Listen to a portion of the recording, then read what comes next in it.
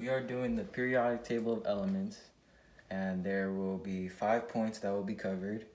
I will cover group and period numbers, family names and characteristics, and metals versus nonmetals.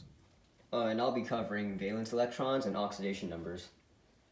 To start off with group and period numbers, group numbers are basically the vertical columns along the periodic table. So group 1 goes down, group 2 goes down, group 3 goes down, and so on. And they're labeled from 1 to 18, and they can also be classified as A and B groups. Periods, however, are horizontal rows that go from 1 to 7 and basically all the way down. Now on to family names and characteristics. Alkali metals are in group 1, and alkali metals are the most reactive metals. They react violently with water, and they are never found as free elements in nature. They're usually in compounds with other elements and only have one valence electron. Alkaline earth metals are in group 2A, which is right here, and they only have two valence electrons, and they're too reactive to be uncombined in nature. This D block right here is from group 3 to group 12 are transition metals, and the bottom elements right here, the F block, are rare earth elements. Group 7A right here are classified as halogens, and they have 7 valence electrons. They're all nonmetals and very reactive, and they're colored gases which are always poisonous. And the last column, group 18, are noble gases. They are colorless gases, and they are inactive. Outermost energy is full, except for helium, which only has 2. And then hydrogen is usually by itself, and is like alkali metals, only needs to lose 1 electron to be stable. All right, and valence electrons. So valence electrons are basically the outermost layer of electrons, and you can see which elements have what number of valence electrons by the numbers 1A and 2A.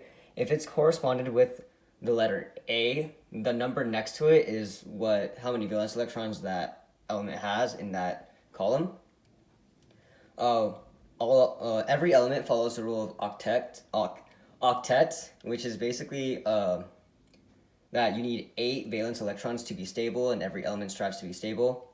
The only exception to this rule is helium, which has 2 valence electrons but is stable anyway. Every noble gas, which is in group 18 or 8A, is stable because they all have 8 valence electrons.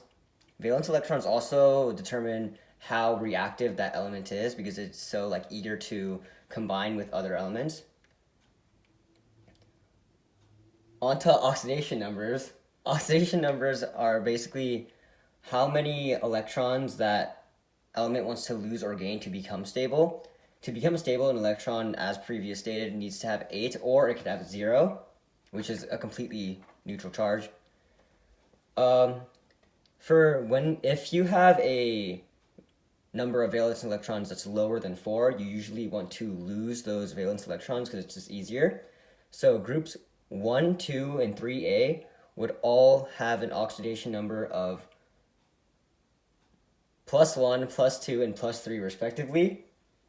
And groups 5A, 6A, and 7A would each have an oxidation number of -3, -2, -1, all respectively. And the last one is metals versus nonmetals. Basically, metals make up most of the periodic table. They make up 80%. They are good conductors of heat and electricity, and they are high in luster, ductile, and are malleable. And while nonmetals are poor conductors of heat and electricity, and they are most gases at room temperature, and few are solid. There are also things called metalloids, which are semimetals, which are metal-like. They divide the line between metals and nonmetals and contain properties of both metals and nonmetals. Near the staircase, there are a lot of metalloids just around this general area. but it is very controversial on what is considered a metalloid and not in the scientific community.